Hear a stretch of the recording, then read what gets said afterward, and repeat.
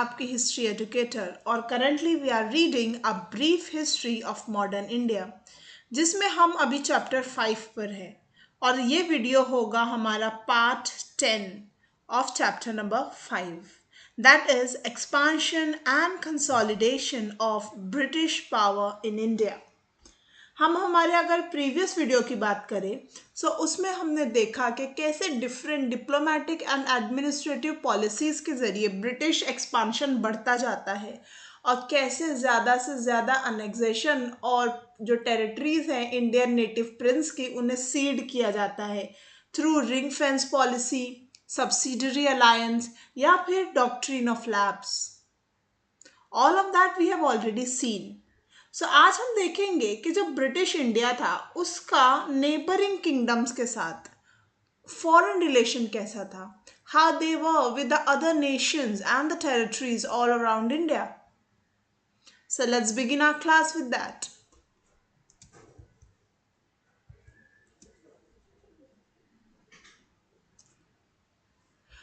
Relations of British India with neighboring countries.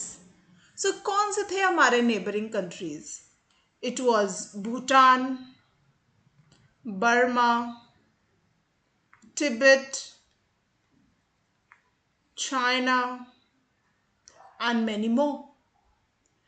See, South India, may we know that there is the Arabian Ocean, then there is Indian Ocean, three sides से India जो है, of course, very basic thing is covered by water. So the land neighbors like that, those neighboring boundaries are attached with us are from north, northeast, and northwest frontier. So we'll see how British India dealt with the neighboring states. We all know कि British India की जो desire थी, जो imperialistic approach था, उसकी वजह से वो कंसोलिडेट करना चाहते थे अपनी पावर को, बी इट एडमिनिस्ट्रेटिव तरीके से हो या डिप्लोमेसी के ज़रिए हो या फिर उन्हें उसके लिए वॉर्स या बैटल करने पड़े। और इसकी वजह से हम देखेंगे कि वो हमेशा कॉन्फ्लिक्ट में रहेंगे। They would be in constant conflict with the countries neighbouring India because they are not going to give away anything that is theirs. और इवन उनका एक्सपांशन का जो ड्रीम है, जो अम्बिशन है, उसकी वजह से वो कॉन्स्टेंटली या तो अटैक करेंगे या डिफरेंट डिप्लोमेसी के ज़रिए उन्हें अपने एरिया में सीड करने की कोशिश करेंगे या फिर अपना सब्सिडरी बनाने का ट्राई करेंगे। So let's learn first about Anglo भूटानीज relation, that means Bhutan के साथ कैसे रिलेशंस थे इंग्लिश के। हम देखेंगे कि आसाम का ऑक्यूपेशन जो होता है 1826 में होता है और ये ब्रिटिश इस पर कब्जा कर लेते हैं, जिसकी वजह से भूटान के साथ उनके कॉन्फ्लिक्ट शुरू हो जाते हैं। वो बहुत क्लोज कांटेक्ट में आ जाते हैं भूटान से, क्योंकि हम जानते हैं कि आसाम और भूटान नेबरिंग रीजन्स हैं। अब बार बार क्या होगा कि भूटानीज रेड करेंगे अपने एडजॉइनिंग टेरिटरी में जो कि आसाम में होगी, जिसकी वजह से अब बार बार ब्रिटिशर्स को उनकी रेड झेलनी पड़ेगी। न सिर्फ आसाम में बल्कि वो बंगाल के भी कुछ एरियाज में रेड करेंगे। कौन? We are talking about the Bhutanese. अब ये जो ट्रीटमेंट है ये of course English are not going to accept, and plus bad treatment meted out to Elgin's envoy, जो एक ब्रिटिश ऑफिसर थे एल्गिन, उनका जो एनवॉय था उन्हें 1863 और 64 में एक ट्रीटी उन पर इम्पोज कर दी गई थी भूटान के जरिए, जिसकी वजह से ब्रिटिशर्स को फोर्सफुली सरेंडर करना पड़ा था पासेस जो आसाम की तरफ जाते थे। अब पासेस क्या होते हैं? तो हम देखते हैं कि कोई एरिया क्रॉस करने के लिए या नॉर्मली देखा जाता है पहाड़ों में पास बनाए जाते हैं ताकि वहाँ से आसानी से गुजरा जा सके। और ऑफकोर्स जिसका रीजन होगा, जिसकी टेरिटरी होती है, उसकी उस पर कंसोलिडेशन होती है, मोनोपोली होती है। अब इसकी वजह से क्या होगा, ब्रिटिशर्स को जो आसाम की तरफ जो पासेस जाते हैं उसे सरेंडर करना पड़ेगा और ऑफकोर्स ये डिफीट जो होगी एक तरीके की उन्हें बहुत ही नाराज़ कर देगी। इसकी वजह से वो डिसाइड करेंगे कि अब हमें एनेक्स करना है इन पासेस को ताकि वो स्टॉप कर सके कोई भी अलाउंस जो उन्हें अभी पासेस के थ्रू देना पड़ता है भूटानीज को, क्योंकि अगर आपके कब्जे में नहीं है वो पास और आपको उसे यूटिलाइज करना है, इस्तेमाल करना है, तो ऑफ कोर्स जिसके हाथ में है you have to pay them. So अभी भूटान के पास था, so they decided we don't want to pay anything to anyone, so वो उसे अनेक्स करने का कोशिश करेंगे। 1865 में हम देखेंगे जो भूटानीज हैं उन्हें फोर्स किया जाएगा इन पासेस को सरेंडर करने के लिए, और उन्हें कहा जाएगा अब आप हमें एनुअल सब्सिडी दे, now you are going to pay us और you have to submit this, surrender this. It was a surrendered district which became a productive area with tea gardens. Later हम देखते हैं कि जो एरियाज आसाम के पास के near about जो surrender किए गए थे, लेटर वो बहुत ही ज़्यादा फ्लरिश होते हैं और वही बनते हैं the very famous tea gardens. Okay, let's move ahead.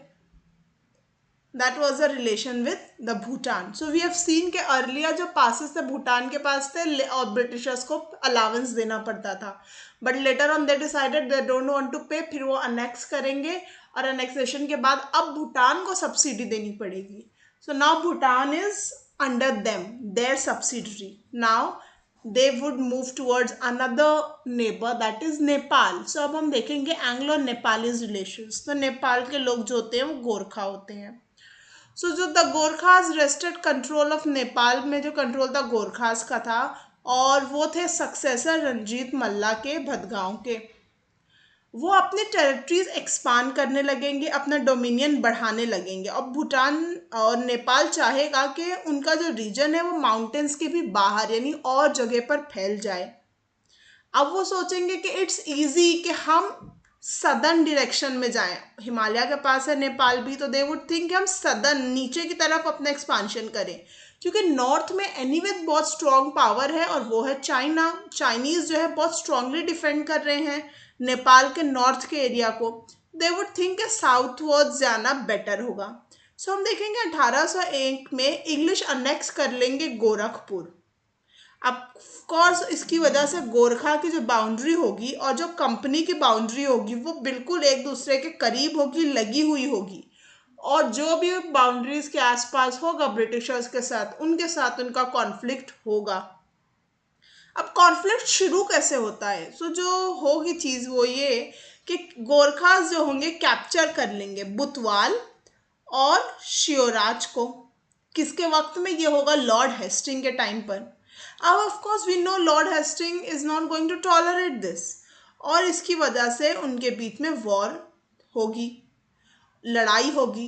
And that war जो फाइनली 1813 और 23 के आसपास होगी, ये उनका जो पीरियड ऑफ कॉन्फ्लिक्ट होगा, लेकिन ये ट्रीटी ऑफ सगौली के जरिए ख़त्म हो जाएगी 1816 में। This is the whole time period, but 1816 में एक ट्रीटी होगी, treaty of Sagauli. Of course किसके फेवर में होगी? It's going to be in the favour of the British, because उनका ही अपर हैंड होगा even with regard to Nepalese. So treaty के थ्रू ये हो जाएगा कि नेपाल में अब एक ब्रिटिश रेसिडेंट होगा, जो कि उनकी हर ट्रीटी में होता है। If you remember, as we have seen, जितनी भी टेरिटरीज उन्होंने अनेक्स की, जितने भी सब्सिडरी बनाए, सब में अपने रेसिडेंट को उनके दरबार में, उनके कोर्ट में भेजा जाता है। नेपाल को अपने डिस्ट्रिक्ट जो है गढ़वाल और कुमायूं के वो देने पड़ेंगे, और उन्हें तेराई का भी क्लेम छोड़ना पड़ेगा, उन्हें सिक्किम से भी पीछे हटना पड़ेगा। और इसकी वजह से जो एडवांटेज मिला ब्रिटिशर्स को ये था कि अब वो हिमालय तक पहुंच गए थे। अब उनके पास सेंट्रल एशिया के साथ ट्रेड करने के लिए बेहतर फैसिलिटीज़ थी, क्योंकि उनका कंट्रोल हिमालय तक पहुंच गया था। इन्हें बहुत इंपॉर्टेंट हिल स्टेशंस जैसे कि शिमला, मसूरी और नैनीताल कब्जे में आ गए। अब जो होगा, जो गोरखास भी होंगे, हम देखेंगे कि ब्रिटिश इंडियन आर्मी में लार्ज नंबर में रिक्रूट किए जाएंगे। सो ये था their relation with Nepal. Now comes Burma, Anglo-Burmese relation. So हम देखेंगे कि 19वीं सेंचुरी के बिगनिंग में बर्मा जो होगा एक फ्री कंट्री होगा, और ऑफ कोर्स ये भी एक्सपांशन चाहेगा like any territory, any country. अब इनका जो एक्सपांशन होगा वेस्ट वर्ड होगा, ठीक है। अब इस एक्सपांशनिस्ट अर्ज की वजह से वो कॉन्फ्लिक्ट में आएंगे ब्रिटिश के साथ, क्योंकि ब्रिटिश की भी बहुत ज़्यादा डिज़ायर है, ड्रीम्स है to expand that kingdom territories in all the directions. अब ब्रिटिश को क्या चाहिए बर्मा से? If you think what would be the thing that is attracting Britishers towards Burma, तो यहाँ पर है उनके forest resources. If I am saying forest resources, specifically timber, लकड़ी। अब सेकेंड चीज उन्हें चाहिए market of British manufacturers in Burma. See, वो लोग को मार्केट चाहिए, वहां पर इंडस्ट्रियल रेवोल्यूशन आ चुका है, वो चीजें बना रहे हैं, लेकिन चीजें बेचने के लिए उन्हें एक मार्केट चाहिए। तो अब वो चाहेंगे कि बर्मा का मार्केट भी उनके कंट्रोल में आ जाए। थर्ड थिंग ये है कि वो नहीं चाहते कि फ्रेंच या कोई भी उनका यूरोपियन कॉम्पिटिटर उनके आसपास के एरिया में भी ताकतवर हो। तो वो चाहेंगे कि वो चेक करें फ्रेंच के एम्बिशंस बर्मा में क्या है, और कहीं वहां पर वो अपनी पावर तो नहीं बढ़ा रहे हैं। और इनके यही सब नीड की वजह से, या फिर ये जो उनके ऑब्जेक्टिव से, due to all of this, वो एक नहीं, दो नहीं, बल्कि 3 एंग्लो बर्मीज वॉर में शामिल होते हैं। ब्रिटिश और बर्मीज के बीच में 3 वॉर्स होंगी, और कैसे फाइनली बर्मा अनेक्स कर दिया जाएगा ब्रिटिश इंडिया में 1885 में। So let's see first Burma war, जो कि 1824 में शुरू होगी। ये कब शुरू होगी और उसका रीजन क्या होगा? जो बर्मीज लोग होंगे, ऑफ कोर्स हमने देखा कि उन्हें एक्सपांशन करना है वेस्टवर्ड्स, वो आएंगे और अराकान और मणिपुर के जो एरियाज होंगे, साथ ही साथ आसाम और जो ब्रह्मपुत्र वैली है, यानी जो ब्रह्मपुत्र नदी का जो वादी है, जो उसके आसपास का एरिया है, उसके साथ कंटिन्यूस फ्रिक्शन में होंगे। मतलब continuously they would try to get it, या फिर कॉन्फ्लिक्ट में आ जाएंगे, या कोशिश करते रहेंगे। अब द प्रॉब्लम इज कि जो बॉर्डर है बंगाल और बर्मा के बीच में, वो बड़ी ही इल डिफाइंड है। दैट मीन्स बहुत क्लियर कट अंडरस्टैंडिंग नहीं है कि यहाँ पर बंगाल खत्म होता है, यहाँ से बर्मा शुरू होता है। अब इसका फायदा दोनों साइड्स उतारने की कोशिश करेंगे एट डिफरेंट टाइम्स, लेकिन अभी फर्स्ट बर्मा वॉर में ये बहुत ही इंपॉर्टेंट रोल प्ले करेगा। In the opening decades of 19th century हम देखेंगे कि जो ब्रिटिश की एक्सपीडिशनरी फोर्सेस है, वो रंगून पर कब्जा कर लेंगी। Rangoon is a very important part of Burma. और 1824 में उस 72 किलोमीटर जो है उनका जो कैपिटल होगा एवा, वहां पर कब्जा कर लेंगे। अब जो है द कंडीशन इज दैट कि पीस स्टैब्लिश करने की ज़रूरत आ गई है, क्योंकि ब्रिटिशर्स उनके 72 किलोमीटर्स उनके कैपिटल में पहुंच गए हैं। सो 1826 में 2 साल के अंदर ट्रीटी ऑफ यंदाबो होगी। ओके, और इसकी वजह से गवर्नमेंट ऑफ बर्मा को क्या मिलेगा और ब्रिटिशर्स को क्या मिलेगा? अब ऑफकोर्स जो लूजिंग साइड पर होगा, जो सरेंडर करेगा, उसे नेगेटिव टर्म्स में ही जाना पड़ेगा। सो दे हैव टू पे 1 करोड़ रुपी वॉर कंपेंसेशन। साथ ही साथ उन्हें अपने coastal provinces, very important, Arakan और तेनाजिरिम, ये दोनों देने पड़ेंगे।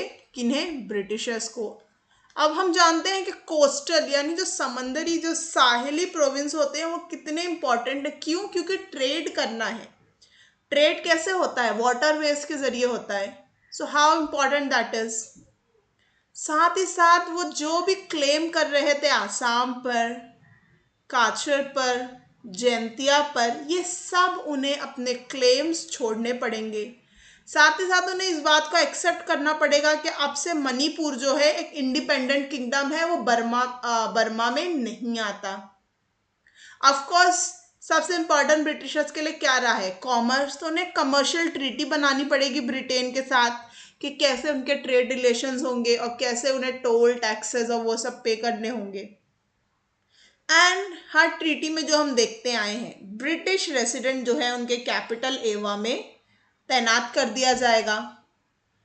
और हम देखेंगे कि जो बर्मीज एनवॉय होगा, एक बर्मीज का भी एनवॉय जो है कैलकाटा में एक्सेप्ट कर लिया जाएगा। This is something new because this not use to happen.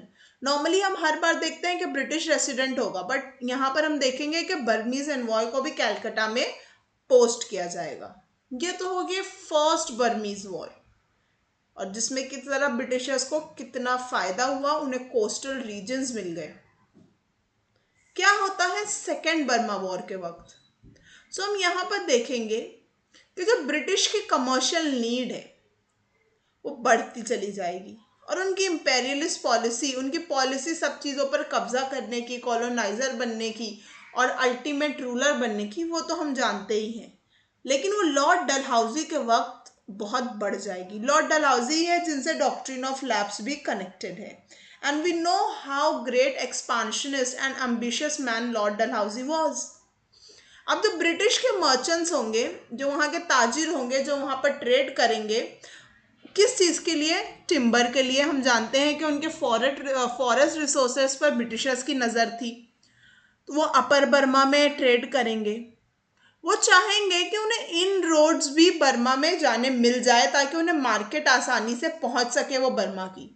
क्योंकि one of the important reason Burma के कंट्रोल का ब्रिटिशर्स का था कि वहां की मार्केट मिल जाए, ताकि वो जो ब्रिटिश गुड्स है, मैन्युफैक्चर्ड गुड्स हैं, उन्हें बेचने के लिए एक और मार्केट मिल जाए।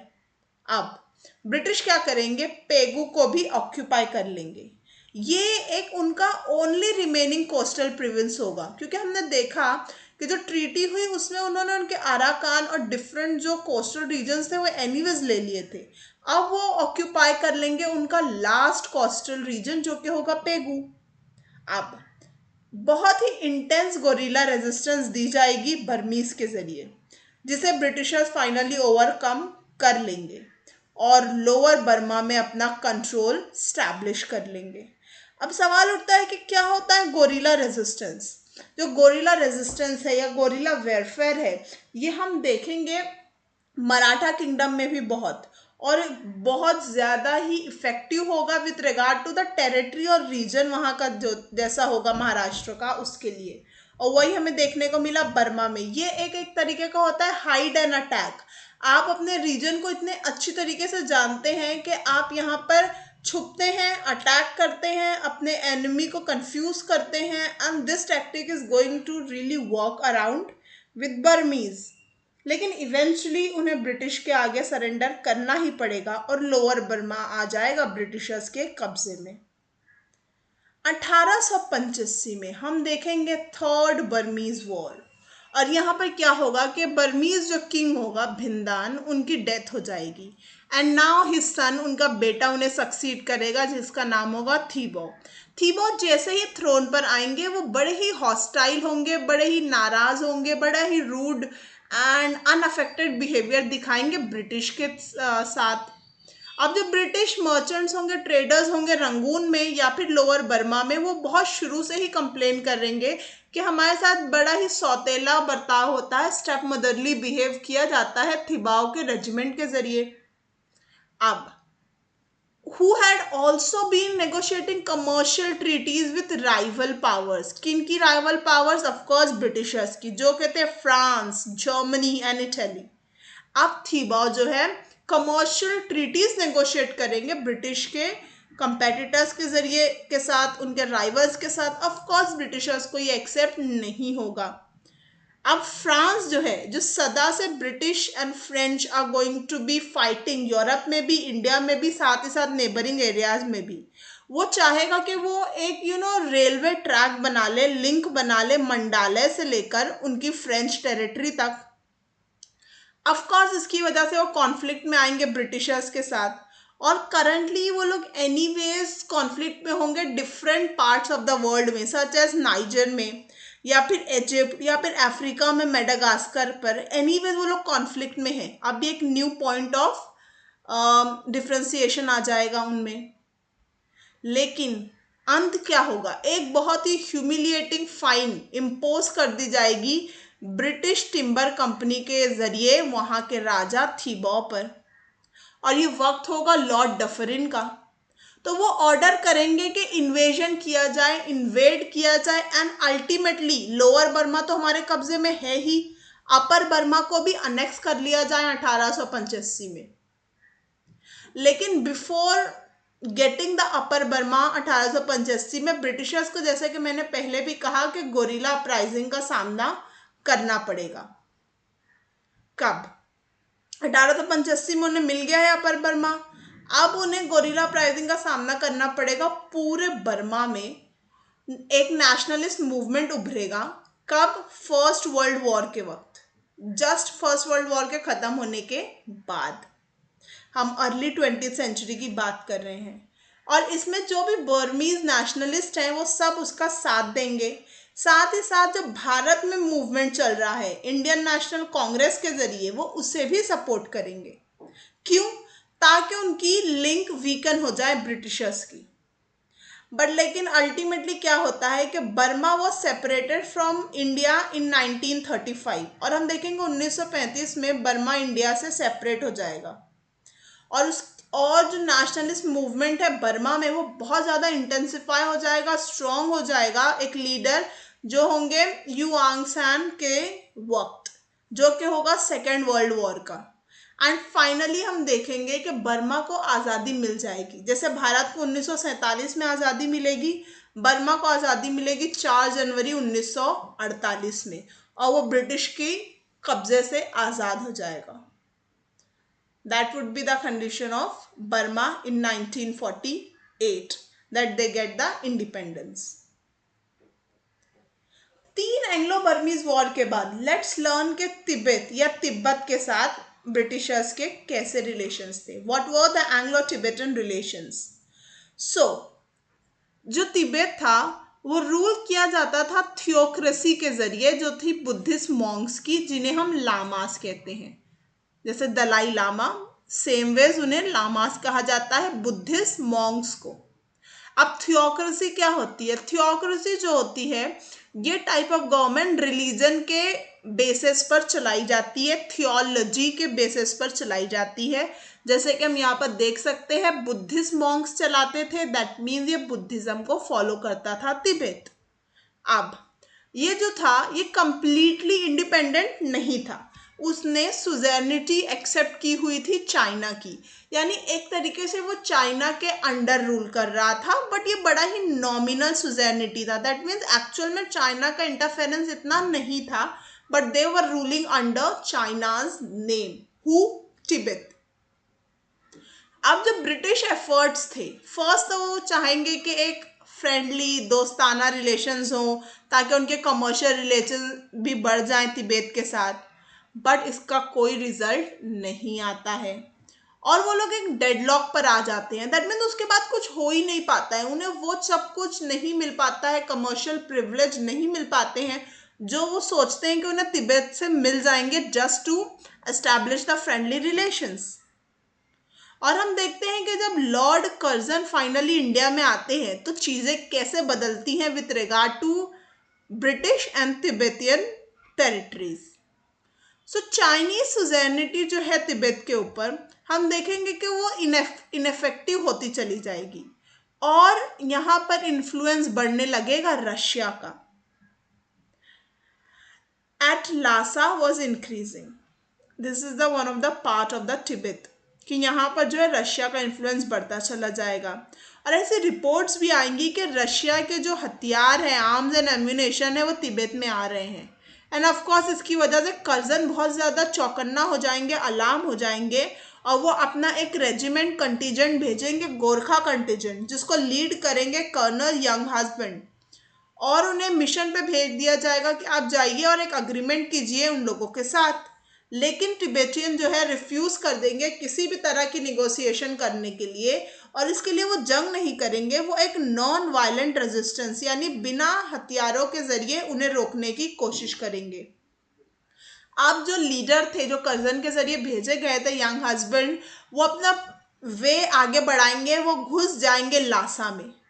अब क्या होगा, इस जब वो 1904 में लासा में अपने गोरखा कंटिजेंट के साथ चले जाएंगे, तो जो दलाई लामा होंगे, जो उनके बुद्धिस्ट थियोक्रेसी के जरिए जो उन्हें लीड कर रहे होंगे दलाई लामा, वो उस एरिया को छोड़कर चले जाएंगे। He is going to fled, okay, he is going to fled Tibet. And of course जब उनका लीडर ही नहीं रहा, वो वहां से छोड़कर जा चुका है, सो उन्हें अपनी हार माननी होगी और एक ट्रीटी होगी जो कि कहलाएगी ट्रीटी ऑफ लासा। अब इसमें ऑफ कोर्स कौन जीता है? ब्रिटिशर्स, बिना कोई एक्चुअल जंग के। सो वो डिक्टेट करेंगे, वो कहेंगे जो भी टर्म्स तिब्बत ऑफिशियल्स को, तिब्बतन्स को वो मानना पड़ेगा। सो पहली चीज होगी कि उन्हें 75 लाख रुपए at the rate of 1 lakh rupees per annum, हर साल 1-1 लाख कर उन्हें 75 लाख रुपए देने हैं as war compensation. Not actually उनका वॉर भी हुआ था, बट एक तरीके का after the treaty they have to agree upon this.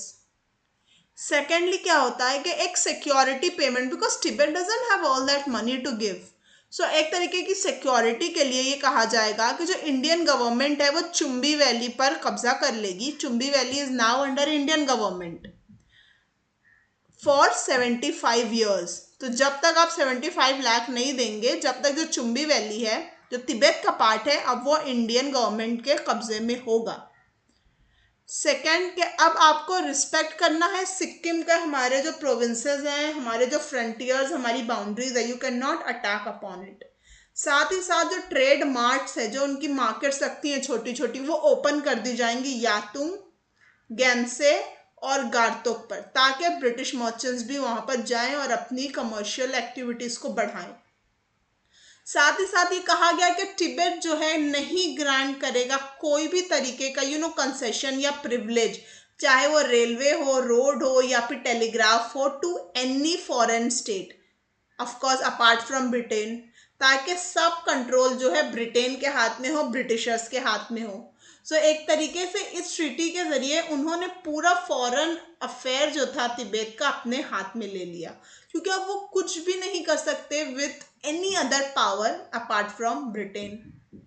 अब हम देखेंगे कि लेटर बहुत इंसिस्टेंस किया जाएगा सेक्रेटरी ऑफ स्टेट के जरिए, और एक प्लेज भी दिया जाएगा रशिया को, जिसके जरिए ट्रीटी को रिवाइज किया जाएगा. और जो 75 लाख तिब्बत को भरने थे वो 75 से 25 लाख हो जाएंगे. और साथ ही साथ इस बात को भी एक्सेप्ट किया जाएगा कि जो चुंबी वैली पर इंडियन गवर्नमेंट के कब्जे में आ गई थी 75 साल के लिए, उसे सिर्फ 3 साल में ही आज़ाद कर दिया जाएगा और उसे 1908 में इवैक्यूएट कर दिया जाएगा. अब इसका सिग्निफिकेंस क्या है? इसका सिग्निफिकेंस ये है कि सबसे ज़्यादा फायदा किसे हुआ, दैट वाज चाइना, जिसके सुजैनिटी में तिब्बत था. अब ऐसा होता है कि एंग्लो रशियन कन्वेंशन होगा 1907 में, जिसमें यह बात तय पाएगी कि कोई भी दो बड़ी पावर्स जो हैं वो निगोशिएट नहीं कर सकती तिब्बत के साथ अकेले, क्योंकि तिब्बत एक छोटा सा नेशन है, छोटा सा कंट्री है. उनके साथ कोई भी दो बड़े नेशन को कुछ भी बात करनी है तो बीच में होना चाहिए चाइनीज गवर्नमेंट. सो अब चाइनीज गवर्नमेंट जो है मिडल मैन बन जाएंगे बिटवीन एनी टू पावर. सो जिसकी वजह से उनका इंपॉर्टेंस बढ़ जाएगा. साथ ही साथ they are in a powerful position चीज़ों को निगोशिएट करने में, मीडिएट करने में और डिक्टेट करने में भी. हाउएवर हम जानते हैं कि लॉर्ड कर्जन की जो पॉलिसी होगी वो counter acted all Russian scheme. Russians जो भी सोचेंगे, जितनी भी स्कीम्स बनाएंगे, अपने आर्म्स एंड एम्यूनेशन तिब्बत में पहुंचाने की कोशिश करेंगे, इन सभी को बहुत बुरी तरीके से नाकाम कर देगा तिब्बत में उनका हर प्लान. किसके जरिए? लॉर्ड कर्जन के जरिए और उनकी पॉलिसीज के जरिए. एंड इवेंचुअली ब्रिटिश का कंप्लीट कंट्रोल हो जाएगा तिब्बत पर, but it's just that in between mediation Chinese government के साथ करना होगा. So that was a part 10, जिसमें हमने डिफरेंट नेबरिंग स्टेट्स के साथ ब्रिटिश इंडिया के रिलेशंस देखने की कोशिश की. In our next class, we are going to see the Anglo-Afghan relations. और हमने anyways a bit understanding बनाई है with regard to the Anglo-Afghan wars और उन्हें कैसे उसमें नाकामी हुई, जिसका वो लोग बदला निकालते हैं सिंध पर. But in are next class we are going to specifically deal कि उनके रिलेशंस कैसे थे, क्यों बदले, क्यों डिफरेंट एंग्लो अफगान वॉर्स हुई, what was the policy of John Lawrence, Lytton की क्या पॉलिसीज थी और कैसे डिफरेंट ट्रीटीज बनाई गई. और ये सब तो हम बात कर रहे हैं नॉर्थ ईस्ट फ्रंटियर की. हम हमारी नेक्स्ट क्लास में बात करेंगे हमारी नॉर्थ वेस्ट फ्रंटियर की भी, क्योंकि वो भी एक पार्ट है जो इंडिया का नेबर है. ये सब हम देखेंगे हमारी नेक्स्ट क्लास में.